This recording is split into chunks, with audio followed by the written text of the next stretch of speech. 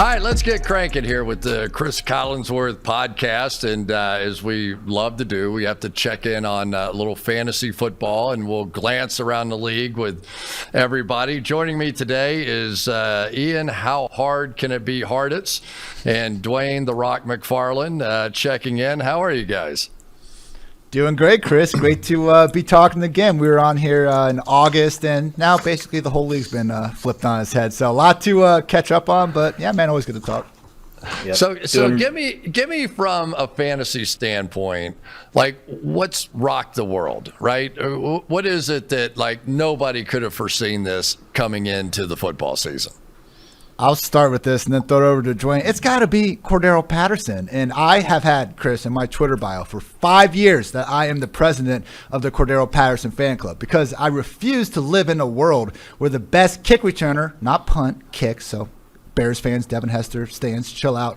But the idea that you could have someone be that good and call him a bust was always ridiculous to me. And up until 2020, the guy was number one all time in yards per carry, but never even in my wildest dreams did I think Cordarrelle Patterson would be sitting here as a top 5 running back after 7 weeks of action. So for me, it's been 10, 11-year veteran having by far the best production of his year. Easily my favorite part. And he did it a little bit in New England too. I remember we called some games of his up there, and I go, damn, this guy could run, man. I mean, he's 235 pounds, but he never became the guy. You know, they sort of always just experimented with it. Yeah, Patterson's the easiest one. Like that blows everyone away. I guess my second place would probably be Mike Williams. You know, a receiver. He's a guy that he was an early round pick, but was just really used in a different way. Kind of the same thing as Patterson. It's like, Arthur Smith has done a good job of moving him all around. He gets carries in the backfield. They move him out wide. They throw him fades, do things they think he can do well. And I guess it's really the same thing with Mike Williams. No longer is he just the stretch, the field stretcher. They're actually using him more in that Michael Thomas role and in Joe Lombardi's offense, and he's really thriving. He got injured before the bye week, but it looks like he's going to be fine coming back. So I don't think anyone expected Mike Williams to be in the top 10 receivers in any kind of scoring format this season. I mean, it used to be I could hit play on you two guys at the beginning of the season. It was like, you had your exact answers. And I always wondered about almost halfway through the season where you start going, how in the hell could you have possibly foreseen that? How could you have done it?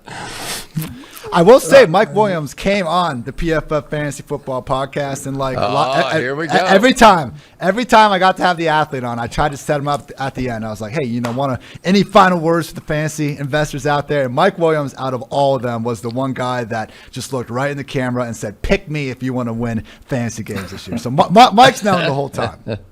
Beautiful. A little inside information for you right there. So I also want to know, we did a worst ball, right? At the beginning of the year, a little twist on everything. You had to try to pick the losing team in fantasy football.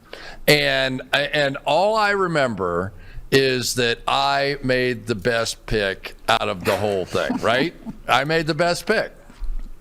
So a lot of people in best ball, and for those that don't know, best ball is just where you draft a team in August before the season starts, and you don't have to pick anyone up. It just optimizes your lineup after each and every week. And it's called best ball because it takes the best plays. We want to do the opposite. And Cris, just in a moment of brilliance, decided to take Christian McCaffrey in the first round, obviously knowing that he would get hurt. So, Cris, great job, but you actually are not in last. That award, honor, whatever you want to call it, goes to PFF Steve for the time being, while we got George Sharuri coming in as the worst best player so far. So now let me get it right. So Steve is actually winning the worst ball with the worst team. Is that right? So the way George has the best team, which means he's in last place. Yeah, exactly. Yes, that's it. I got it. Okay, I got it. All right. That's the way things usually work at PFF. That's the sort of nobody can even understand when they're winning or when they're losing. So, all right, I always do this. I love doing this. I'll let you guys chime in whenever you feel so engaged. The PFF Team of the Week. I like to give these guys a little credit. Derek Carr, 31 of 34, 323 yards, 2 touchdowns, 91% completion percentage. He's going to be the quarterback. And the Cleveland Browns Ernest Johnson, once again confirming, does it really matter who it is running the football, or is it all about the offensive line play?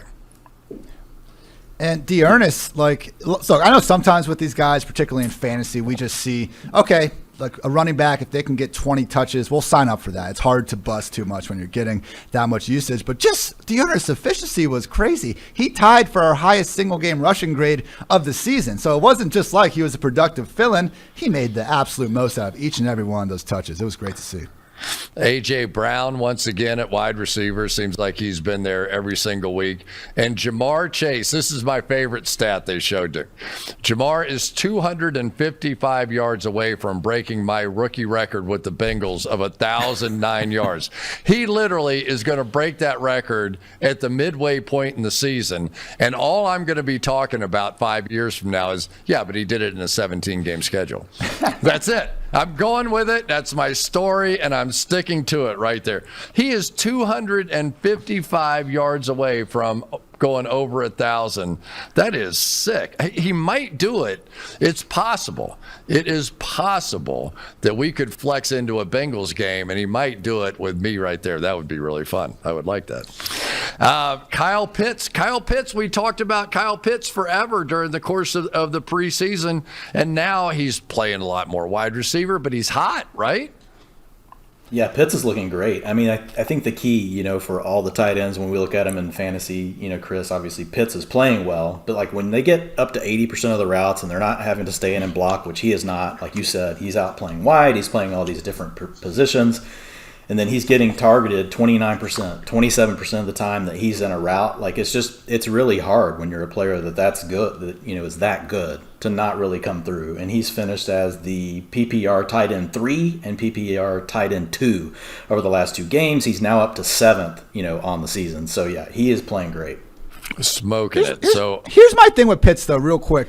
Yeah, he's a great player. And we can even remove the tight end thing if you just look at rookies, weeks 1 through 7 since 2010, 6th most receiving yards. So putting out the production, don't want to take anything away from him. But we are 3 years away from people saying, oh, look at Kyle Pitts compared to Rob Gronkowski's start of his career, when they don't play the same position. We only have 2 tight ends this year that have lined up in the slot or out wide on over 70% of their snaps. Kyle Pitts at 73% and Mike Gesicki at 94%, which is even more maddening. But I don't know, Cris, isn't it annoying to you when we're going to watch Kyle Pitts probably break Mike Ditka's 50-plus year record for most touchdowns by a rookie tight end when they play completely different positions? No, I just like it when you get mad and your voice goes up like that. And I know that it's going to be something interesting coming out of your mouth, so I don't care. I would think it would be harder to get open against corners than linebackers and safeties. I think it's even speaks more to Pitts, Ian. Can you picture Ditka playing out wide and just picking up cornerbacks and throwing them off the field and catching the ball? Mike Ditka is my guy. Mike Ditka, I am not lying to you. He's one of the most generous guys I've ever been around. He used to give $100 tips to everybody. Everybody. He kept it in his pocket. And the guy with the squeegee thing on the side of the road is $100. One guy would show up at NBC every single week to open the door for Mike going into the studio when we were doing the pregame show, $100. I've never seen any human being like him. He's like the greatest. I love Mike Ditka. Sounds like Jimmy from Goodfellas giving the bartender money just for keeping the ice cubes cold, right? Yeah, exactly. The flex position, Cooper Kupp is lost his mind this year. I mean, it is Matthew Stafford and he get to the facility at 6 a.m. every day. They watch 2 hours of film together before before anybody else gets in the building, and nobody can figure out why they keep throwing the ball like that. It's like his boy, man. I mean, if you eat breakfast with the guy every single day, you're going to throw him the ball. But Cupper's sort of recreated some of these goal line routes and different things. It's cool to watch him.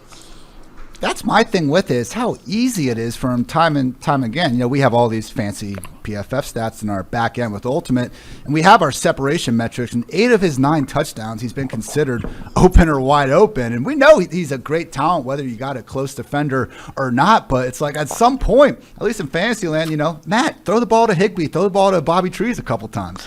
Give a brother a break out there, man. We got the offensive line. Colton Miller of the Raiders. That's great for him. No pressures on 37 pass blocking snaps. Joel Bitonio, Jason Kelce, who, we don't give Jason Kelce nearly the love that we do his brother, but that sucker has played like this forever at center for the Eagles. Alex Kappa with Tampa Bay, no pressures, 41 pass blocking snaps. Owenu with the Patriots, our other guy, Aaron Donald, he's always there. Malik Collins from Houston. I didn't know anybody from Houston could make our team. Jason Pierre-Paul, Tampa Bay. Jonathan Cooper. I do not know Jonathan Cooper. Who is Jonathan Cooper from Denver? He's stepping up without Vaughn and Bradley Chubb, that's for sure. He has 5 total pressures. Good for him. Devondre Campbell, the linebacker, Fred Warner from San Francisco. Big day for him. Jalen Ramsey, the game winner there. Rasul Douglas from Green Bay. Rasul Douglas, really? He's on our list, huh? Kevin Byard, Adrian Amos, and Joanne Williams from New England. There you go. So it's a beautiful thing. As we're getting into this a little bit, I want to do a little bit on the quarterbacks and the PPR. So explain to everybody what PPR is, first of all, and who we like this year out of the quarterback position. Yeah, just real quick. With quarterbacks, it doesn't matter as much because PPR is just a full point per reception PPR right there. Sometimes you have half, sometimes you have standard where you get no points per reception. But these days, the usual normal league type is full point per reception. And just through 7 weeks now, Tom Brady, Patrick Mahomes, and Lamar Jackson have been standing out as the top 3. But Dwayne, I think we were talking about this a little bit before the show. It's Josh Allen that actually has been the one that I think more so moving into the second half could emerge as that QB1, because we, as much as we like looking at the actual producers, we try to follow that volume more and more. And with our PFF expected points tool, Allen actually does stand out as a guy that, based on opportunity, has been number 1 so far. Yeah, and with Allen, the great thing about the Bills, they throw the ball more than the league average in every single situation. So they don't care whether they're trailing, whether the game is within 3 points. If they're leading, they still throw the ball above the NFL average in every single situation. So trailing is plus 6% versus the NFL average. Whenever they're close, it's plus 6%. Whenever they're leading, it's plus 8%. The only thing that has really kept Allen from throwing so many attempts is they just get so far ahead, even though their leading is a plus 8% versus the NFL average, which is 50%. It's just that they're leading for the whole game. Like, they just jump out to such huge leads. So it'll be interesting to see Josh Allen if they can just get into some more competitive game scripts. Same thing for Kyler Murray. He just hadn't really had to do a lot yet. Yeah, Kyler Murray, I was watching the game tape the other day of their game. They have some pretty magical, tricky sort of things, right? And I always think of what they are. Is he just a scrambling quarterback? Is he running around and making plays? But this offense now is gotten really creative. I don't know what losing J.J. Watt's going to do to him on the defensive side of the ball. But the question that I get more than anything else is, do you think it's for real? Is this the best team in the football right now? Sure starting to look that way. I think, but we're recording this on Thursday afternoon, so I'm looking forward to seeing how we're going to have the stand answer. up. No, but it won't matter, because if Green Bay gets beat, it's going to be, they didn't have Devontae Adams. They had COVID running through the building. Fair. Believe me, nobody's going to roll over and go, absolutely, Arizona's the best team. Well, but they are doing some interesting things. Like, they're first in play action, 37%. They're second in no huddle, 29%. And they're kind of funny, right? They don't run a lot of 11 personnel with 3 wide receivers. It's only 42%, but they lead the league in 10 personnel. And that's how they get Rondell Moore. They get Christian Kirk on the field all the time. It's just they've got a variety of ways that they can beat you. And, basically, Kyler Murray can sit back there and he can pick which matchup he likes the most. And then they like to run 12 personnel, which is why they had to go out and get Zach Ertz after they lost Max Williams. And then what does Zach Ertz do? I know it makes you so excited, Ian, to watch Zach Ertz run, to get a rushing attempt whenever, your favorite account on Twitter, I think, is that one that talks about how Zach Ertz can never get a yard after the catch. So it's the blonde hair. He had a big run after the catch the other day. And A.J. Green, who's been hurt for the last 15 years in Cincinnati, goes to Arizona. I guess it's the warm weather. I have no idea. And now he's like lighting the world on fire out there. I thought that Kyler throw to A.J. Green, I think the proper football guy term, I think it's the honey hole in that cover two if you throw it down the sideline. You will not hear me say that on national television. I promise you that. I've thought that a couple of times. I go, I cannot say that. Can't do it. What I've heard is turkey hole. Turkey hole's what there I've we heard. go. That's been it the whole season, though. That. 70% catchable deep ball rate for the Cardinals this year. No one else is over 65. Like Kyler, he's so much more than the dual threat because every time he throws the ball downfield, good things are happening. So I want to go on to fantasy running backs here because it's a great way for me to bounce around and learn the league anyway, just talking fantasy football. I love doing it. So Derrick Henry, this guy is like lapping the field. And he did, I don't think he had over 100 the other day, but the entirety of the opposing game plan is to put as many human beings down in the box to stop him. And now you've got these two receivers outside, and Brown, I think in particular, has just been lighting the world on fire. But he's only seeing man coverage. He's only seeing one-on-one opportunities. Like, sign me up to play a little while in Tennessee right now. How hard can it be to catch a pass when you're always against one-on-one coverage? Yeah, it's great. And I mean, when you look at, I know this is kind of talking about the receivers a little bit, Cris, which I know you're always okay with talking about receivers. I'm good with that. I mean, A.J. Brown, whenever you look at him and you look at what he gets from a play action standpoint, 46% of his targets come off of play action. That is by far the first in the NFL. And for fantasy football, what's cool is like we can actually isolate that. A play action target is worth 15 to 20% more for receivers than non-play action targets, just because it creates that additional space. Hold on. I'm writing this down. 15 to 20% more valuable than a non-play action target. Yep. Oh, you might hear that one on the air this week. Yeah. If this is a blowout, I'm getting that on. It's the run after the catch too. It just creates more space, and when you've got athletes like A.J. Brown, it's why every year when we look at him in rack, or whether you want to call it yak, he's one of the leaders every single year. You see the same thing in San Francisco with Deebo Samuel, right? Now they run those at different depths, but it's all very similar schemes that you're seeing those plays come off of. But as far as Henry goes, I mean, the beauty of it for Henry is the Titans don't care, Cris. They're running the ball no matter what. Whenever they trail, they actually run the ball 6% more than the NFL average. When they're in a close game, which means within 3 points, they run the ball 8% more than the NFL average. And when they're leading, they run the ball 3% more than the NFL average. So basically Mike Vrabel said, no matter what, trailing, close, leading, we're going to stick with Derrick Henry, but then they're able to go play action. Do you have to have a lot of rushes for play action to work? No, but I do think when you have a player like Derrick Henry, you have to pay special attention to that, which is what you talked about. It just creates all these one-on-one matchups. What would be interesting is, can Julio Jones ever get going too? He just hasn't been able to stay healthy so far this season, and maybe he's over the hill. I don't know, but if they could get two of these guys going, that would be great. I mean, the scary jump in thing there, about, Ian. I know you got some Julio. Let me just say this, Ian. The scary thing about Derrick Henry is historically he doesn't get going until like the last month and a half of the season. Like he's like just another guy. Now he's sitting right at 1,000 yards or something, and he hasn't even gotten to the honey hole part of the season yet. That's the most wild part. Like, I have gone through by month to see what his yards per carry are. In September, Derrick Henry for his career, 4 yards per carry. October, 4.4. November, 5.6. December, 5.5. Derrick Henry in January, 5.3 yards per carry. So are we going to start seeing 400-yard games on a weekly basis here once winter comes, man? It's possible. I have no idea. Now I have to get to my favorite subject on planet Earth, though. Jamar Chase. The catch and run he made the other day on 3rd and 2 or whatever it was, the catch alone was good. Making the first guy miss was good. The spin around was good. And then outrunning everybody looking like Usain Bolt going into the end zone. I'm like, who is this guy?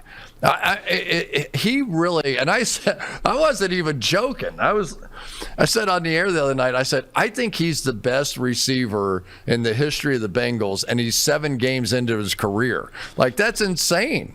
That's insane.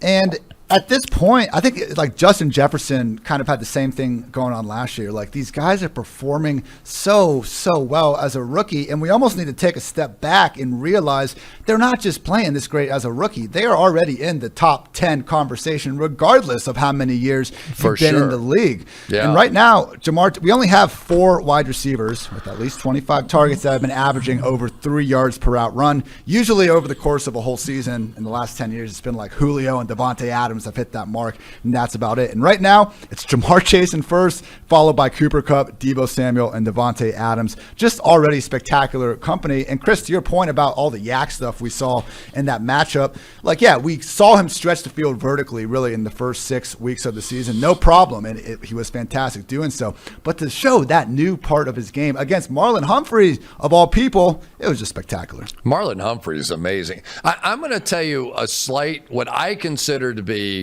what's really interesting is that these guys are basically assuming the catch. You know, when I watch them, they're not even thinking about catching the ball. Whether it's the gloves, whether it's the way they can rough up the football these days, whatever the case may be. I didn't know anybody, maybe Fred Biletnikoff, that could assume the catch, because they used to take the footballs literally right out of the packaging, and they were as slippery as a rain ball is right now. Nobody wore gloves. You didn't have any gloves back then. So you had to kind of work at catching the football. It wasn't always like, it just stuck. You couldn't. But now they are, you always said, don't take your eye off the ball, look it all the way in. They're not doing that. They just stick their hands down there and they catch the football, and their eyes at looking at who they're going to make miss in the next 2 seconds here. It's like, what's the old saying? It's a game with which I am not familiar. That's what these guys are doing right now. This is coming from Chase, who, wasn't complaining, but he got asked a question before the season started about all the preseason drops, and he was talking about how he misses the white stripes on the college ball. So it was always something silly to think that someone like Jamar Chase forgot how to catch a football, but yeah, just couldn't be more impressed with everything he's done so far. And Joe Burrow, with what he's doing off of that knee surgery, from day one, nobody thought about it. I mean, it's the most remarkable part of that story to me is nobody even brings it up anymore. This guy had a major reconstruction. Every other quarterback that I know that goes through that, the next year he fidgets in the pocket. It takes him 3 or 4 games to kind of get going again. This kid's tough as nails. He really is. And they do seem to be leaning more into the pass now, Cris. If you look at the first 3 games on first downs in neutral situations, meaning the game is close, get rid of overtime, get rid of 2-minute drill stuff, they were only dropping back to pass 17% of the time. Now they're at 60% over the last 4 games. So I think they're definitely starting to feel more comfortable with Burrow's health, and now you're starting to see more volume. The thing early on was even though they were throwing the ball, they were just not running that many plays per game. They were winning on efficiency, and they still looked good, but now they're starting to open things up. So, if you look at them for the season, they rank second worst in the NFL in dropbacks at 32.6 per game, but if you look at that over the last 3 games, it's up to 38.7. So it does feel like this offense is heating up, and they're starting to loosen things up for Burrow. And that's why number 1 buy low receiver in fantasy, T. Higgins. Boom. Oh, there you go. There you go. All right. Now, I want to ask, we'll get to a couple of the games here. So I just got finished watching the tape of the Patriots and the Cowboys from a couple of weeks ago, because both the teams we have this week, both Minnesota and the Patriots, were on buys the past week. So this is do the Patriots have a chance to turn this thing around? I mean, because as we look at these young quarterbacks, if you had to say today, which one of the young quarterbacks wins the game of 5 between these guys? And I think Trevor Lawrence, certainly with his run skills and what he's been able to do, has an impact. But Mac Jones has been fairly consistent throughout the course of his rookie season. And I kind of get the feeling that the Patriots are very slowly, and with nobody watching, beginning to put a few things together. They really should have probably beaten the Dallas Cowboys in that game the other day. Yeah, I think if anything, their defense has been letting them down a little bit in recent weeks. That Texans game was as close as it was because Davis Mills went for 300 plus and 3 touchdowns. The big change that I've seen Mac have, particularly starting in that Cowboys game, has been that deep ball, because that kind of was their offense's problem in the first 5 weeks of the year. Mac was only 4 of 19 on passes thrown 20 yards downfield. He graded out as only our 33rd best quarterback on those deep balls. And 32 starting QBs, not good if you can't even crack the top 32. But over the past 2 weeks, he's 5 for 9, 190 yards, 2 touchdowns, and 0 picks. Maybe if some of those Cowboys safeties were taking a little bit better angles, we wouldn't have that big of numbers. But either way, our 5th highest graded quarterback on passes thrown at least 20 yards downfield over the past 2 weeks. So, no, he doesn't have the scrambling ability of Lawrence, Lance, or Fields. But, man, if he can start forcing defenses to defend, not only short and intermediate areas, but really start stretching that backbone of the secondary, yeah, I think ceiling is really a lot higher for this Patriots offense than many envisioned. All right, I'm going to tell you one story I think happened with that long play where Mac Jones hit it right after the pick 6 and comes back with the long one. Yeah. DeMonte KZ, who's the free safety in that setup, he's the one that missed the play, but it was interesting from my standpoint, because I'm watching that, and about 3 plays before that, KZ did something to his shoulder. He went out of the game. To start the next series, he came back in the game, but already, I could almost see him sort of holding that shoulder, and you wonder, does your body just react when you know you're hurt in some little different kind of way? I wonder what's going to happen here, and sure enough, he came back in, and that was part of it. Yeah. All I know is my brother and dad were both having heart attacks because we just had the Diggs pick 6, and my phone's blowing up with all these texts, and then literally, just a couple minutes later, it's like, oh God, what just happened? That game was just crazy. It was crazy, and it was fun to watch. Though now the Patriots are playing the Chargers this week, and it looks like the Chargers are big favorites, but I'm interested. I'm interested to see what we get next out of this Patriots team. I know Belichick. I know that coaching staff. They put things together slowly. They put in everything, and so they don't get to practice anything a whole bunch. But by the time they get to December, they can be so versatile in what they can do defensively. I'm just curious. I'm curious to watch that one.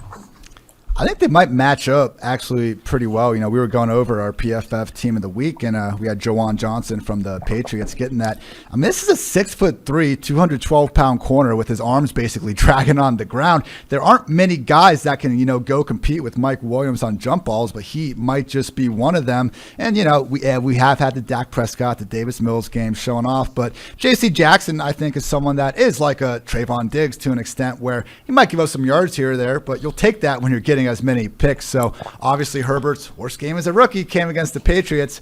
Hopefully it'll be another fun one. I just hope Mac Jones can keep up on the scoreboard. Yeah. The Chargers will definitely have to fix their long down and distance stuff, because they're the worst in the league right now. They're facing more long down and distance on 3rd down than any other team, and we know that's something that Belichick will cause problems with. So they're going to need to get ahead on down and distance sooner. They can't be in 3rd and 7, 3rd and 8, and 3rd and 9 all day long and expect to overcome what Belichick's going to throw at Herbert. We all see they do not get blown out very much, and I think they're like 5-point favorites, 6-point favorites, something like that. Yeah. The Bucks and Saints. I was so pumped for this game that we did last year. We were in Tampa, and I'm telling the world that I think the Buccaneers are the best team in football.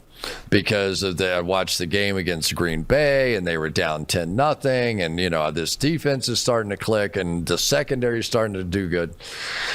And we go to Tampa and watch that game, and the Saints beat them 38-3. I've never seen a beatdown like that before.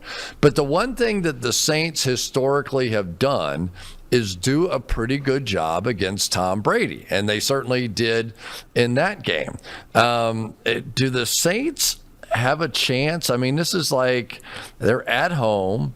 They're big underdogs, like 4.5 points, something like that. Tell me why the Saints might be able to pull this off. They're really the only defense to make Brady look at all mortal since he's joined the Buccaneers. Like, okay, I know that one was really when the wheels fell off pretty much for the only time last year. But even the playoff game, like, okay, you got your win, but to hold Brady under 200 yards in the year 2021, you just don't see that often. So since he joined Tampa Bay, Brady has a 4-5 touchdown to interception ratio against the Saints, 67-13 against everyone else. So he's averaging a full 1.7 fewer yards per attempt.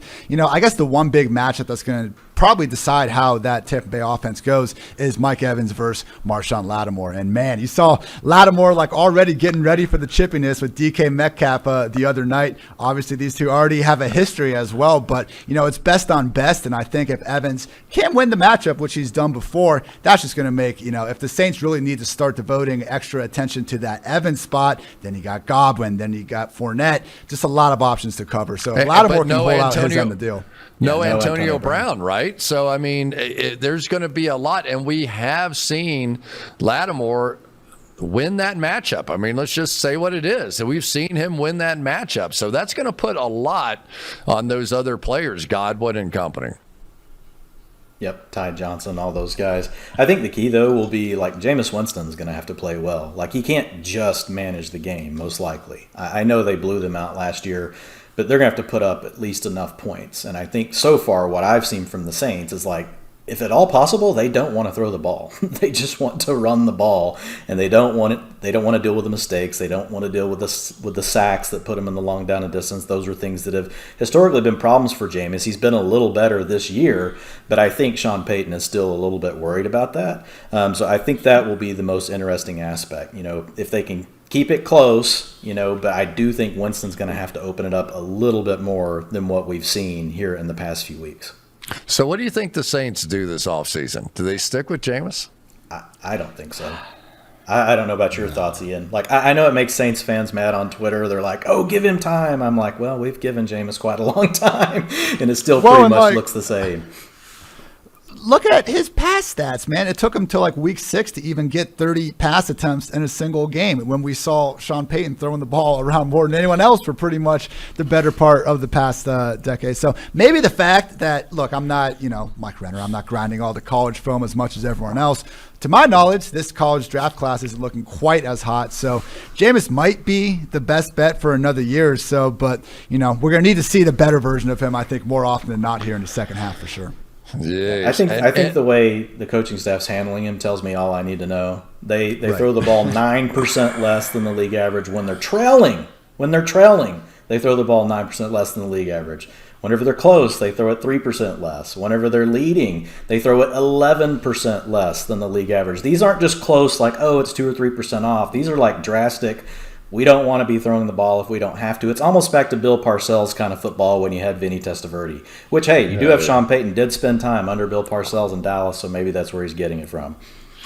Yeah, he does his production meetings with us the same way, too. He doesn't tell us anything. So, and one final question here about the Kansas City Chiefs. They play the Giants this week.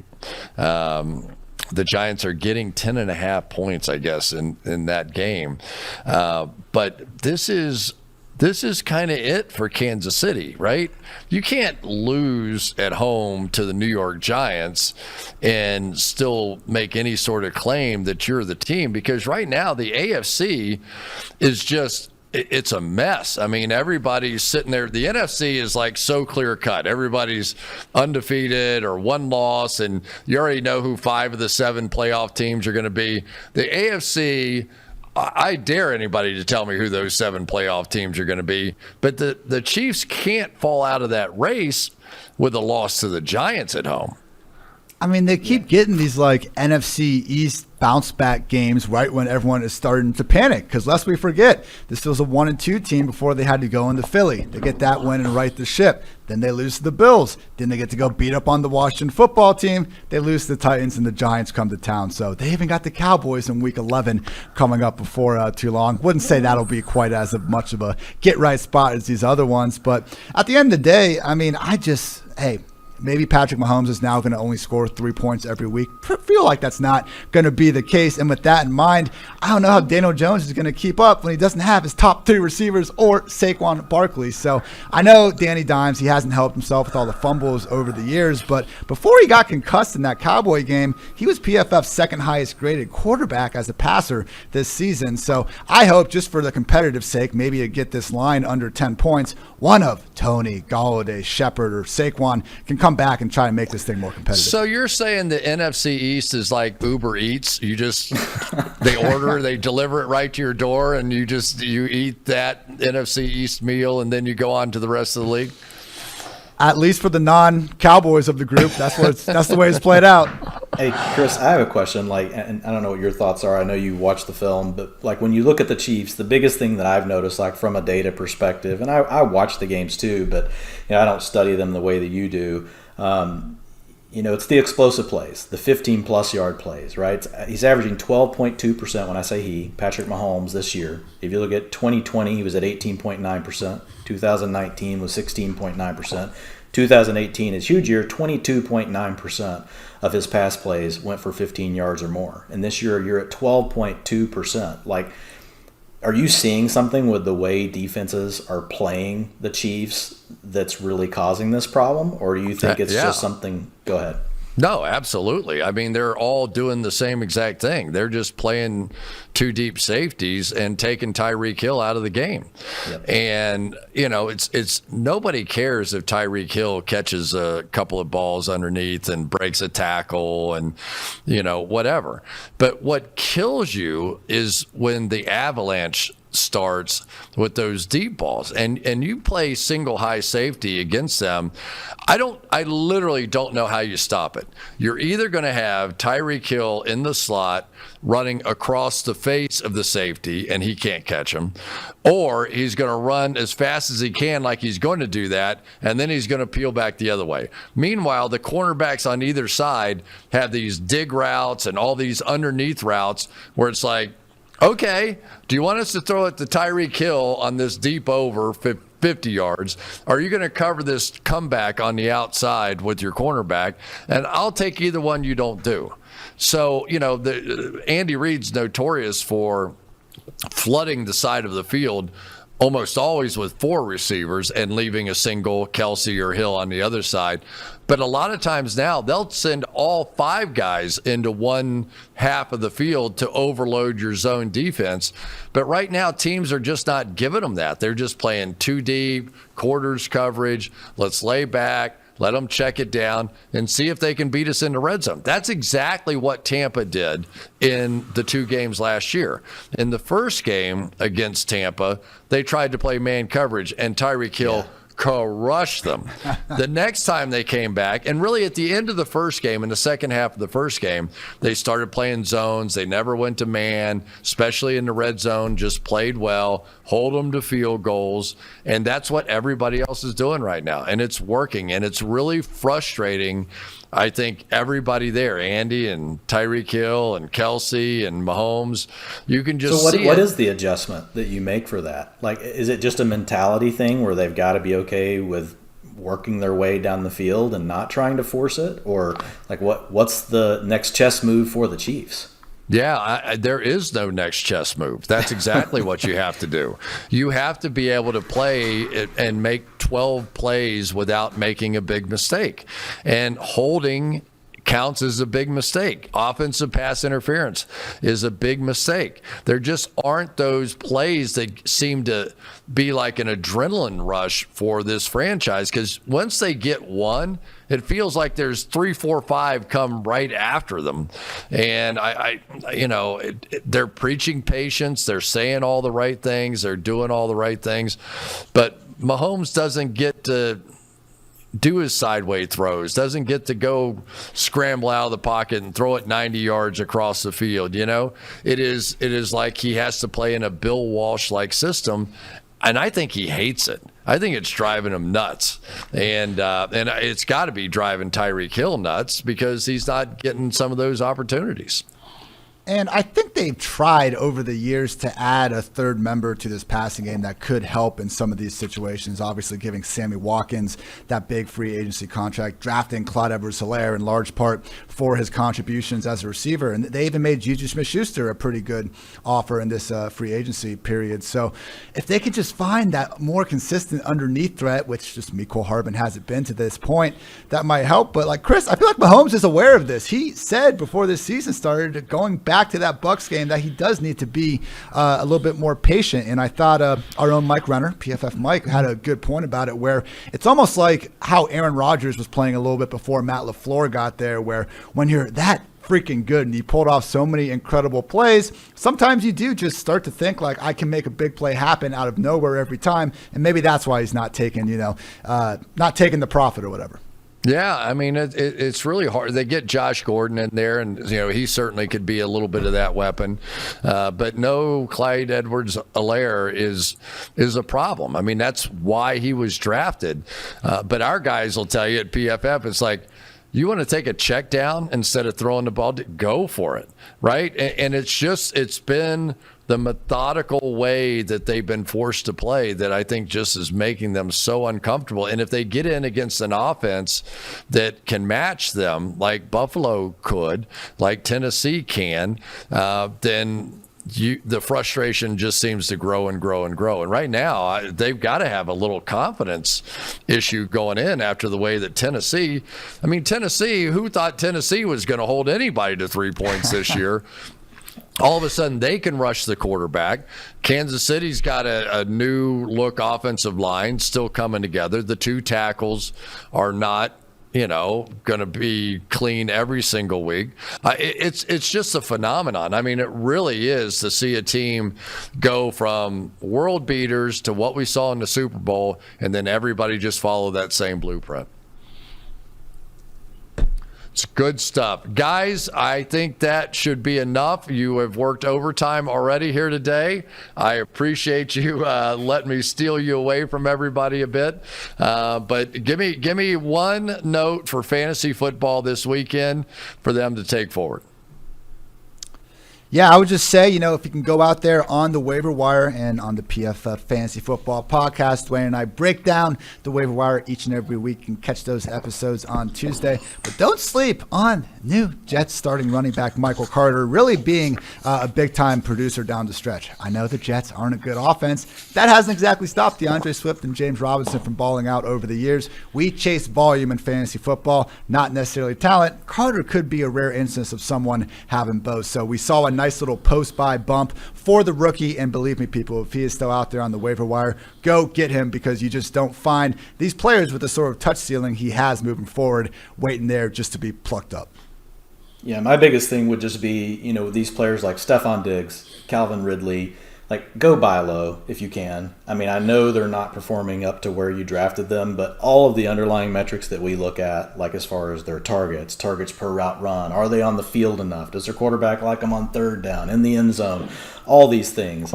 Diggs, Ridley, Keenan Allen, like they're all due. They're all going to eventually blow up. They all play in good offenses that like to throw the ball. The Falcons are quietly getting better over the last 3 games. Arthur Smith's offense is taking hold. They're actually pushing the ball down the field. They're using more play action. You got Pitts really getting in a groove. Calvin really hadn't even hit his groove yet, right? And you got Cordell Patterson, who we already talked about. So Ridley, Diggs, Keenan Allen, go get them. A few weeks ago, Ian's big one was A.J. Brown, and now you've seen him come out and have 28%, 38%, 33% of the team's targets. You're going to get the same thing from these other players, and they play in good offenses. So go see what you can do to make a deal. Ian, Dwain, thank you guys so much. We'll definitely keep you guys in our little rotation here. It's always fun. It's a different way to think about and talk about football for me, so I enjoy the heck out of these shows.